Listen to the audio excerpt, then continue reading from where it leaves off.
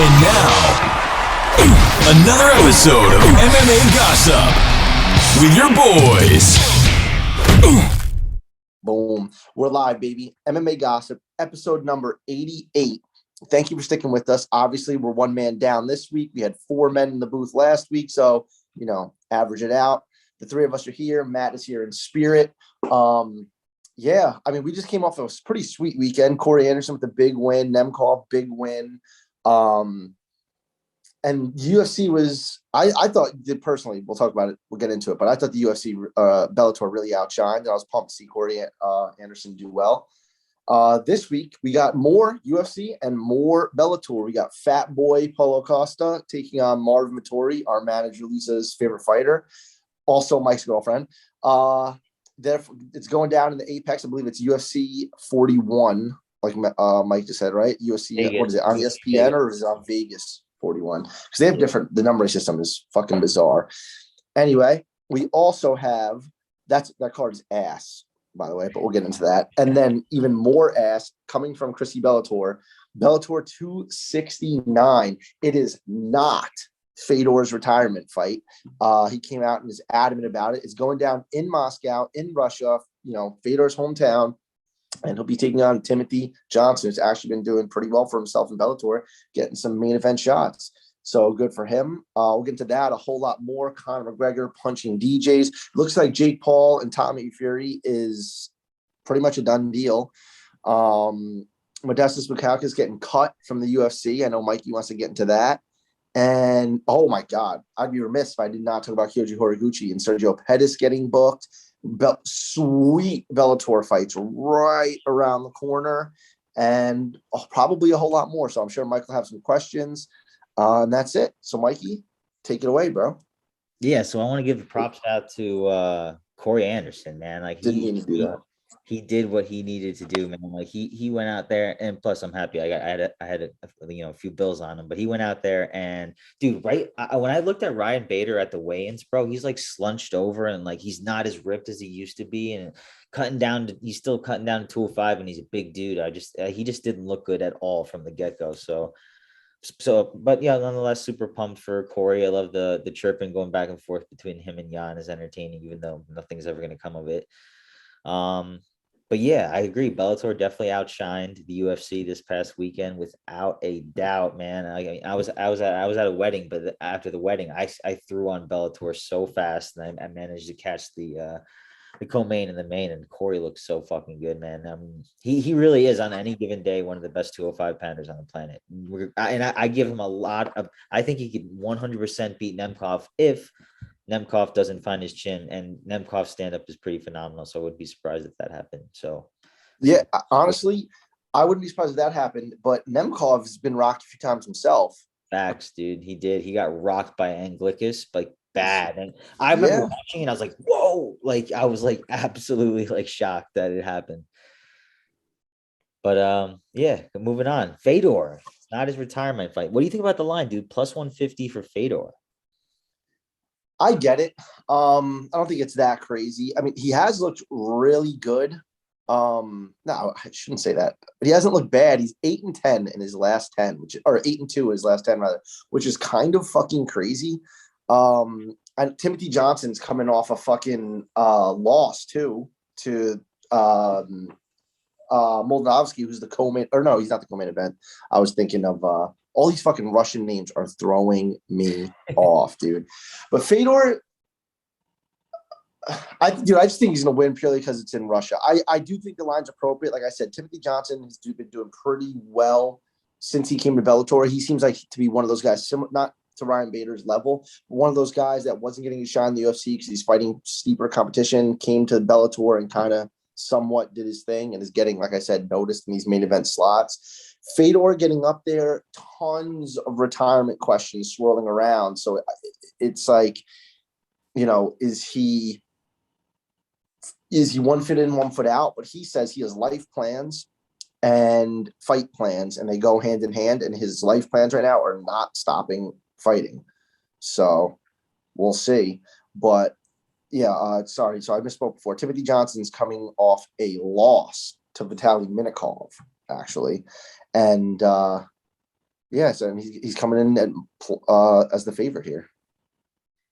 Yeah, I just think that Timothy Johnson, the only thing he got going for him is durability, right? I mean, like he can just go and take a beating and go, right? I mean, like I don't know much about him. I just know that he's so like incredibly average. And then Fedor, I don't know. He looked like shit. I mean, like he got knocked out. Remember him, Mitrione almost knocked each other out, and then Mitrione came back to life faster. Popped up, yeah.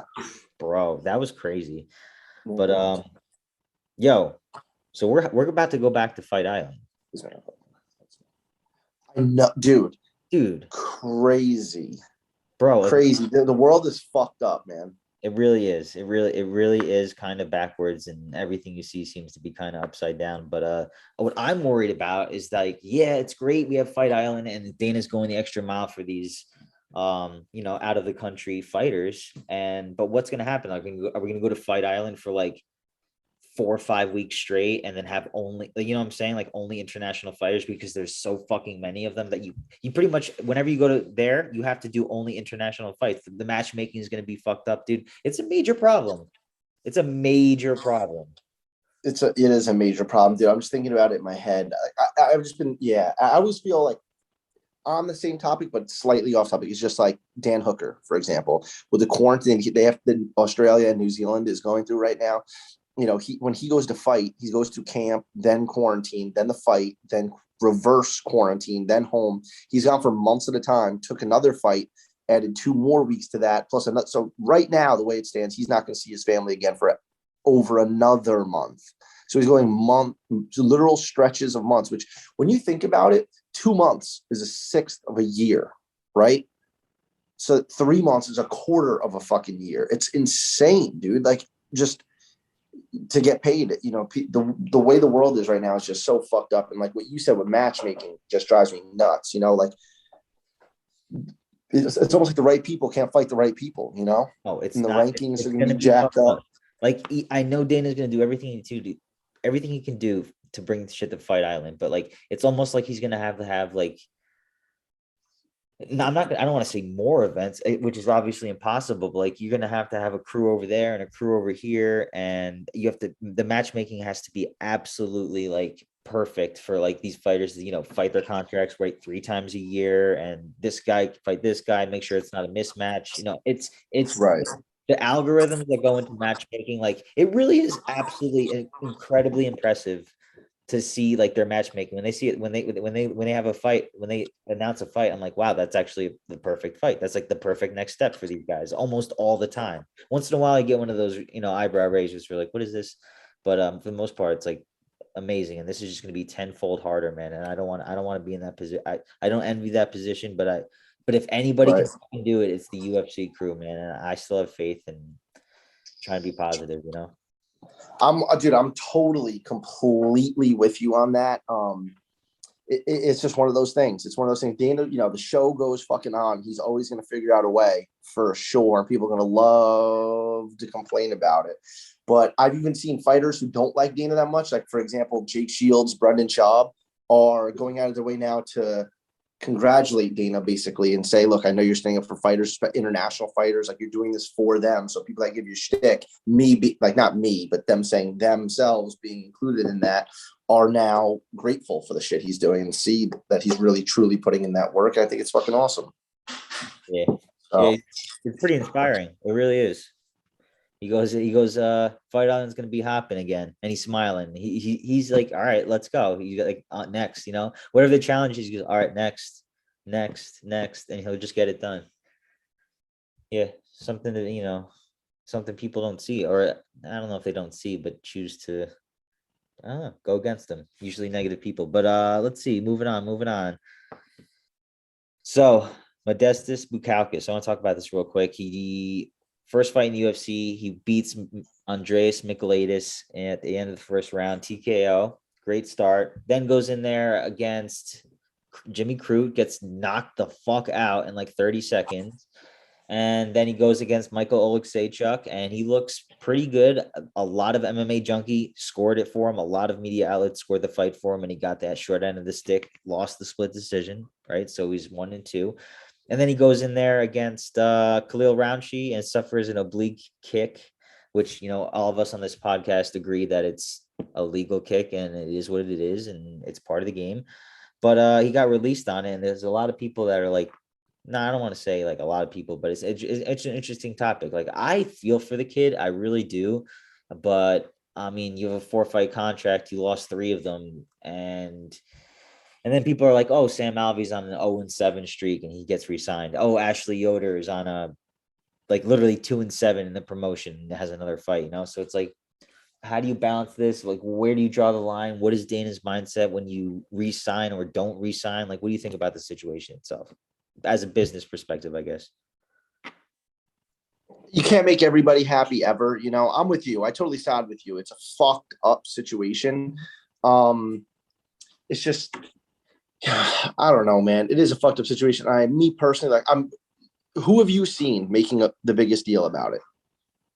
Just like the Twitter trolls, that one, the virtue signalers. I personally have no problem with it. It is what it is. You recover, fight again, and make it back to the UFC. Like, listen, man, it is what it is. You didn't fight that well. You lost, and you had some bad luck along the way. It's you got to kick rocks, figure it out. It is what it is. Yeah, I mean, you know me, but it's funny how you, me, and Matt are always on the same page with like things such as this. It is what it is. The kick's definitely fucking legal. It's in the rules. It's illegal. Ask anyone in the world. Call up Big John McCarthy right now, and he'll tell you the same fucking thing. I get that it's a dangerous move, but fighting itself is dangerous. You know what I mean?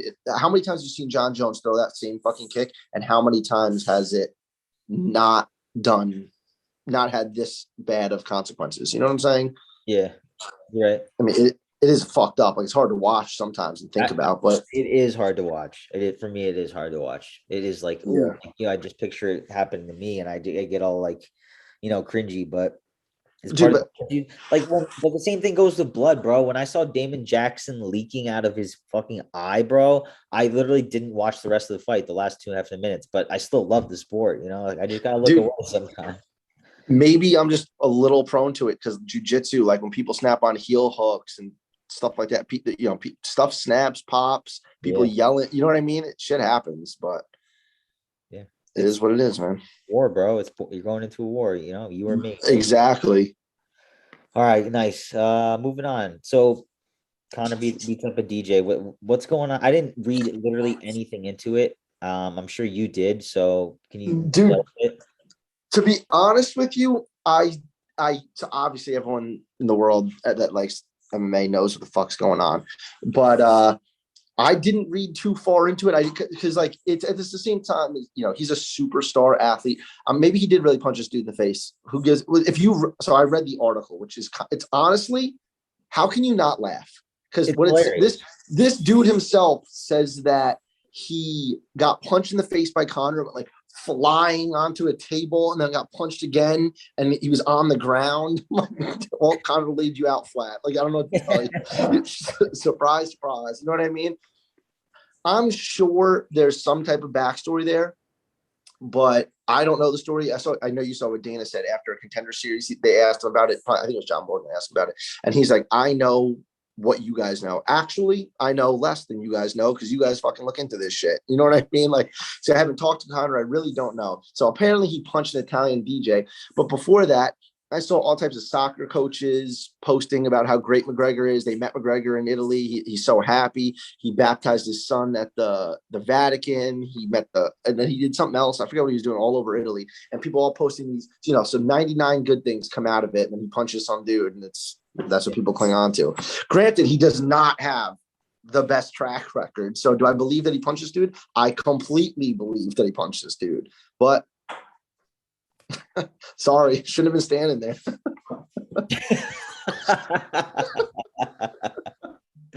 That's great, dude. I love it. I'm so glad I asked you that question. It is what I mean. Like, I don't know. I'm not surprised anymore. And if it's true, I'm not surprised. And if it's not true, then I mean, I'm sure it's true. It's just that we don't know the whole backstory, So whatever. I mean, he's a mega star. He is a mega star. The rules don't apply. So I personally, I love it. Like, why would I have any ill feelings towards it at all? None. He said it himself before the Poirier fight. He said, people mistake me as a celebrity. He's like, I'm not a celebrity. I fight in a cage for a living. You know what I mean? And it's like, that's, dude, when I say that, even sometimes to my friends, they get like upset about that. Like when he smashed that dude's fucking phone. Oh, and then when he punched that guy at the bar. Okay, the guy punching the dude at the bar was not necessary, but he was also hammered. And I tweeted, I was like how many times that tweet blew up? Luke Thomas tweeted at me when I tweeted that. I was like, people are, did you know that? What'd you tweet again? I was just like, shocking. You know, Conor McGregor fights in a cage for a living, punches a drunk, like gets drunk at a bar, punches another drunk patron. And Luke Thomas is like, that is a deranged views, like, of way of thinking. And like sends me this long response. I'm like, dude, you're a pussy. Like, you know, I'm just like, shut up. My dog. Oh man, Luke, Luke, the virtue signaling king, bro. He just lets everybody know what's the right thing to do and say, and we just have to listen to him, Chris. You don't understand, dude. I think you guys, we might have just have started the podcast because I was in the office when it happened, and it might have been before the podcast. Yeah, it had to be before the podcast because when that happened, that was a couple of years ago. And Matt replied to Luke Thomas like, "You're a pussy." Like, obviously, he didn't reply, but this is Matt in his Twitter glory days. But it's just what it is, dude. Like, I don't really put too much stock into that. Like, I've done a lot of stupid fucking things when I'm drunk. I'm just not. I don't have $500 million, and people don't give a fuck about me. So exactly, yeah, that's what it comes down to, dude. That's exactly what it comes down to. And people like saying, "Oh, it's a habit," you know. It's like, I don't know. I just feel like and then, dude, not to get real into it, but nothing makes me more mad than when I see people claiming John Jones should be cut, but then other people say that only because he's black and McGregor's white. It's like, dude, it's crazy. Can't bring that into this. It's not relevant. But people, that's what On a positive note, what else you got, Mikey? No, so I know we talked about this before the podcast, but it feels like we already talked about this. But Costa weighs in at 212 pounds, less than 48 hours to weigh-ins, comes on the mic during the media and telling the media, I'm not going to make 185. Maybe we could do a catch weight at 195. And I'm just like, yo, this dude, and I have to give Chris credit here. He said right after he got spanked, literally, by Adesanya, Chris said it. Chris goes, has he been a fraud this whole time? And I looked at him, and that was one of the few moments, like maybe a handful of moments in my life where I was just like, damn, that might be absolutely the truest thing I've ever heard in this moment, you know? So I think Vettori is going to beat him because Vettori is very sound everywhere. You know, he's very well-rounded, can go 5 rounds, can pretty much do it all. And Costa, man, I mean, he was tired in a few fights, and who knows? That performance was so bad, and the way he looks right now, I don't know what's going on his side of the world, man.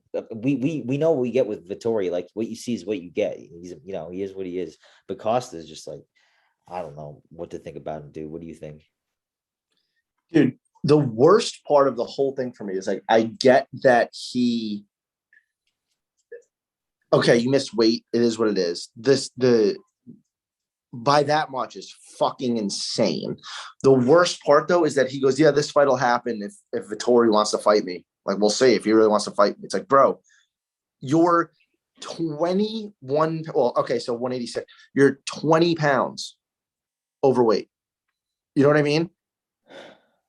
More. You're 25 pounds overweight. Yeah. You are over the fucking, you're a light heavyweight. You know what I mean? Bigger. Yeah. You're a heavyweight. I don't know what he was thinking, dude. And for him to say such a like condescending, like, yeah, I'm old. He sounded like he's entitled to this. He goes, oh well, Vettori, like, you're calling him out. Like, this has nothing to do with Vettori, man. It was honestly shocking all around just how embarrassing he is. He said through a translator. So, you know, maybe he said he had COVID twice. Like, props to him though. He's still an anti-vaxxer.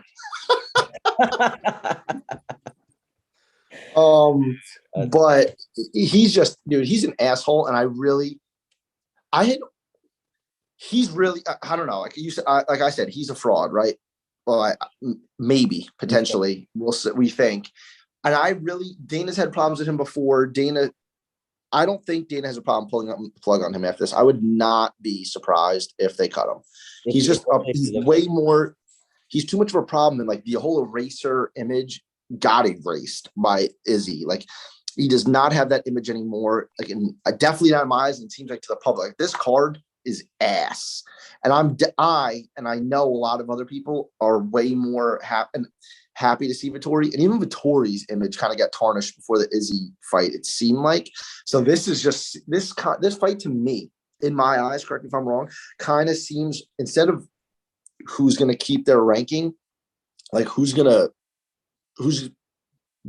be relevant still after this fight in a way. And I wouldn't, like I said, if Costa loses and / gets finished, I would be like, all right, it's over. You know what I mean? I don't really think that people have a huge desire to see him fight anymore. And he's a pain in the ass to deal with. You got to deal with fucking Waleed, I think, and fucking Captain America. Like, Dana's like, dude, go fuck yourself. You know what I mean?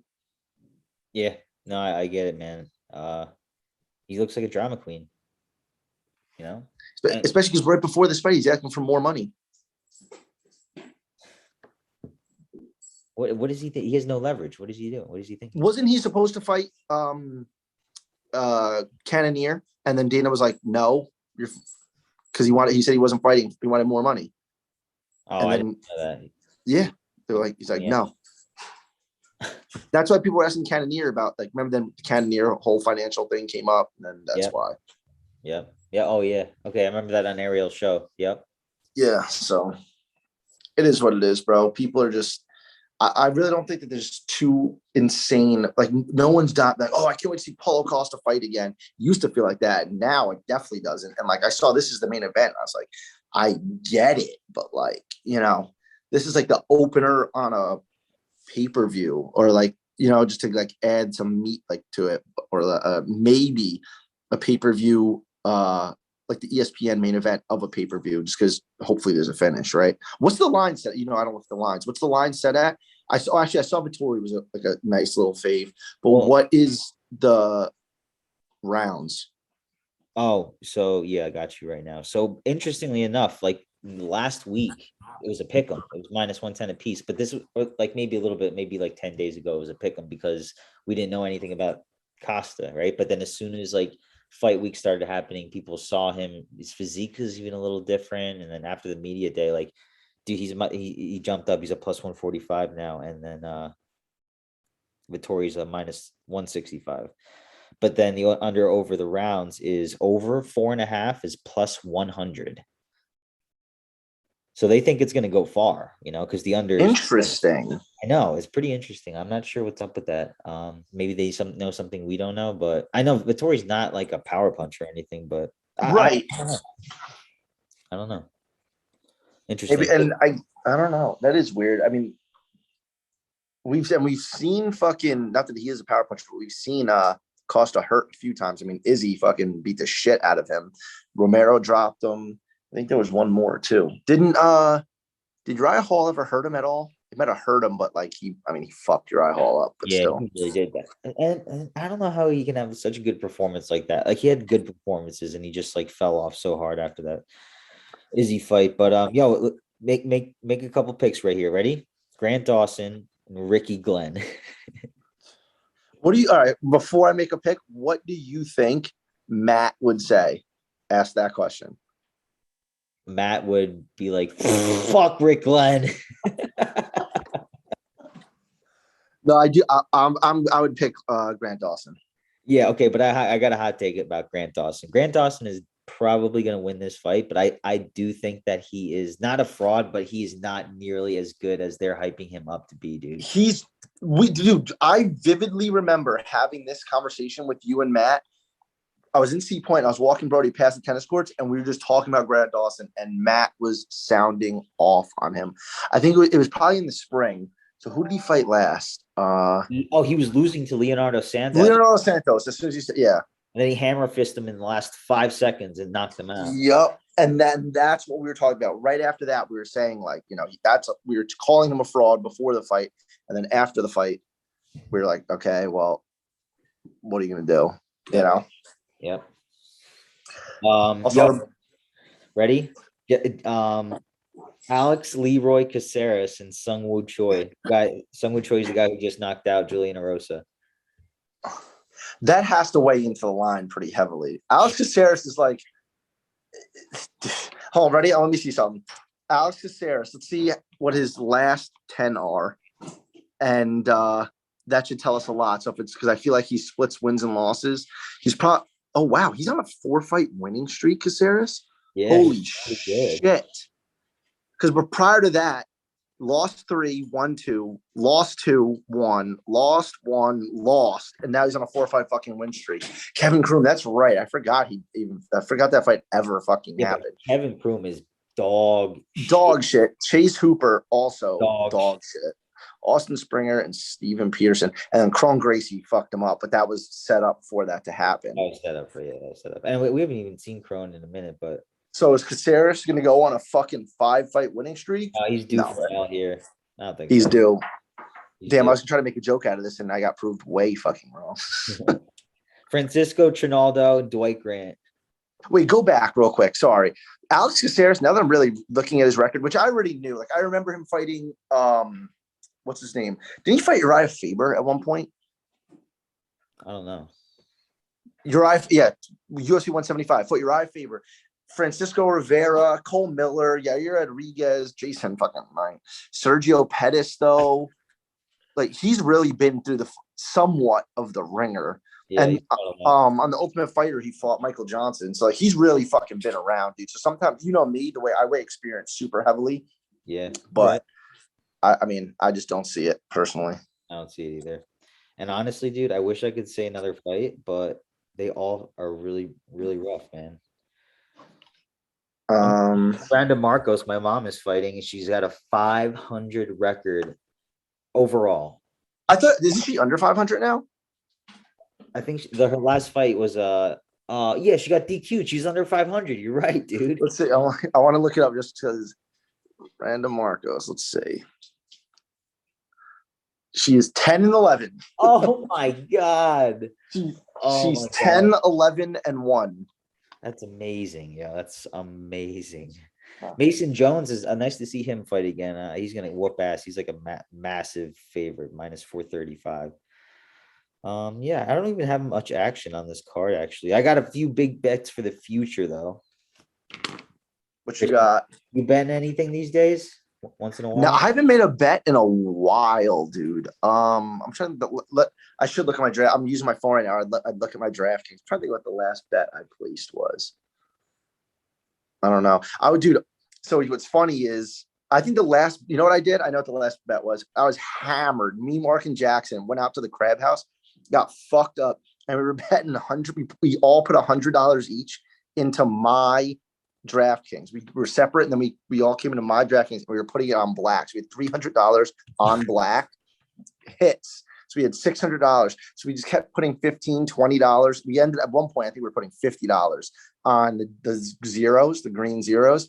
And we hit like 2 or 3 times. Jackson was on fire. We ended up, our bankroll combined between the three of us was at like $2,000. And I ended up betting like $400 on Tyron Woodley at plus 200. And obviously got fucked. Or plus 145, something like that. And got fucked. I obviously lost on that. And then I cashed out some. So I was like, okay, because I knew I was getting drunk and I getting real frisky. And then Jackson was doing like round betting and shit. And then Jackson put in his account. More of the story, Jackson went from like $1,500 to like $6 and was like, all right, I'm gonna cash out 100 and then see where this takes me. I don't know what the fuck he's at now, but we were all on fire, and then Tyron Woodley fucked us. Fucking Tyron. The Tyron Woodley sprinkle never fails to disappoint. Like, we won't. I don't think we'll be seeing him for like a while. Dude, no one gives a fuck about him. He's still like posting boxing pictures though. Yeah, God bless him. Seriously though. I mean, I hope he figures shit out. What am I gonna do? All right, y'all. That's it. That's the world of MMA. Nice to see Chuck Liddell pretty much get totally, exonerated. What's the word? Totally innocent or whatever. Yeah. Charges. And Chris, Sergio Pettis and Horiguchi, man, what's the dealio? I said that in the intro, right? I definitely brought that up, but just want to make sure. Dude, that is sweet. Sergio Pettis, speaking of, like I said about Tim Johnson before, speaking of Sergio Pettis, speaking of fighters that went to Bellator and did their fucking thing, Sergio Pettis is certainly one of them. And Horiguchi, man, is just, he might, not necessarily right this instant, but at one point in time, he was the best fighter not in the UFC, like pound for pound. And I keep hiccuping. I'm really happy to see him in Bellator now because, you know, the release from Rise in the whole nine. Now he's in the US. Is there odds out yet or no? No. I would favor Horiguchi, I think. Really? I personally, I'm saying, like, stylistically, I think Horiguchi's that fucking good. How old is he? I'm not sure. He's not that old, though. I just think Sergio's definitely finally found his groove, man. The way he beat my Charger's fucking hot as fuck. Damn.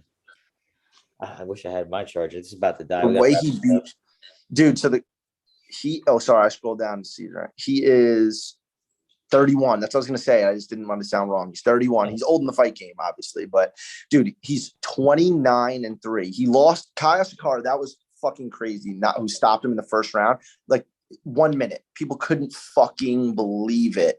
And then they rematched and he stopped him in 1 minute. So it was like a freak fluke in the corner. It was crazy. And besides that, his last loss was fucking Mighty Mouse right before he left the UFC. Yeah. So, and then he lost a majority decision in 2012 in Shuto. So that doesn't even count. He is on a roll, dude. I mean, he hasn't fought, you know, Ian McCall. That was actually fucking awesome to see. He fucked Ian McCall up in like an instant. Darian Caldwell both times he dominated the rematch and the first fight he submitted him. So that was fucking crazy because that was before. I mean, he beat Ben Nguyen too, but that was before Darren Caldwell, like anyone knew he had chinks in his armor. Really, he kept his head there, and fucking Horiguchi just snapped that guillotine on real quick, wrapped it up. Because before that, he only had one loss, which Caldwell, and then he avenged it. And Horiguchi he seems unstoppable. The only reason he even gave up the belt was because of an injury. Yeah. So I don't know. I personally, I don't know because I really like Sergio Pettis. He loves the fish, but I really like Horiguchi's chances in that. I really, really, really do. And I think that he was a free agent for like a day, and Bellator signed him. I really wanted him to come to the UFC, but they would have to probably pay him too much money. I would love to see his contract, but my rambling will stop. And I really like Horiguchi's chances in that. But like we were saying, Sergio Pettis is really, really, really coming into his stride like right now. But we'll see. Horiguchi's got some power, and Sergio's been hurt before. So definitely been. Never forget Ryan Benoit. Never forget that. Dude. Never. That's different than getting hurt. That's hurt. Yeah, he got beat up. And it was a fluke. I mean, if they fought again, he would. Of course. At 99 times out of 100, that was a fluke. All right, yo, that's it. Episode 88 in the book. Matt, we miss you, pal. Go Broncos tonight. That's it. Love you, dude. That's it, bro. Unless anyone gives a fuck that Tommy Fury and Jake Paul seems all but official. Some websites, some bougie little websites are reporting that it's a done deal, but I don't really think it is. Oh, and Dillian White. Who the fuck was he supposed to fight? Oh, Waleem. They were supposed to fight, and Dillian White pulled out, and that was a title eliminator. So you know how in boxing they do mandatories. So the winner of that would have been the mandatory for Fury. And earlier this year, Fury said that he predicted Dillian White was going to win. He said he's going to beat Fury or beat Wilder. Get his mandatory would be Dillian White. He's going to beat him, and then early next year he would beat Anthony Joshua. Dude, you think Anthony Joshua is going to come back after just like losing that fight? Like, you think it's like so Usyk's really good. It's just it seems like I actually said almost word for word. I said it doesn't seem like Anthony Joshua has that dog in him. You know, it seems like when times get tough, he gets literally going. You know what I mean? So he's actually said this week he's looking for a new coach to put in his corner to light a fire under his fucking ass and like make him like be a fighter more than a boxer, like really get. And he's got the boxing talent. Now he needs like the dog. So we'll fucking see. Because if he loses to Usyk again, his stock plummets. You know what I mean? And boxing losses really hurt you compared to MMA. Yeah. I knew that. Yeah. I mean, is that going to happen? The rematch is definitely going to happen in the clause. Yeah. And it's he's such a pussy. Like talking about not having a dog in you. The day of the Fury Wilder fight, before the fight, he pulled the rematch card. They have a rematch clause in their contracts, and he called on the contract to have the rematch with Usyk the day before the end of the fight. Like, why the fuck would you wait one more day, see what the fuck happens? You know what I mean? But it's a lose-lose for him because I think Tyson Fury will just outbox Anthony Joshua, and I don't think even now, I don't think Anthony Joshua wants to fight Deontay Wilder. Yeah, no. You know what I mean? Yeah, no. Like, cause dude, if the amount of time, what are you dropping? 3 times this and 2 in the first, or twice in this 2 in the first. I think fucking Fury Wilder knocked down Fury 4 times in 3 fights. So he's still got that dog, and people are gonna doubt him now and see what happens. I really hope he comes back and just knocks everybody out, man. I'm pumped that Tyson is king, man. Like he is the fucking. He is. But yeah, I'd like to see Wilder come back and knock people's heads off before riding off into the sunset. All right, bro. It's been fun. Before your laptop dies, bro. 88 in the books. 88 in the books, man. See y'all next. All right, man. Love you.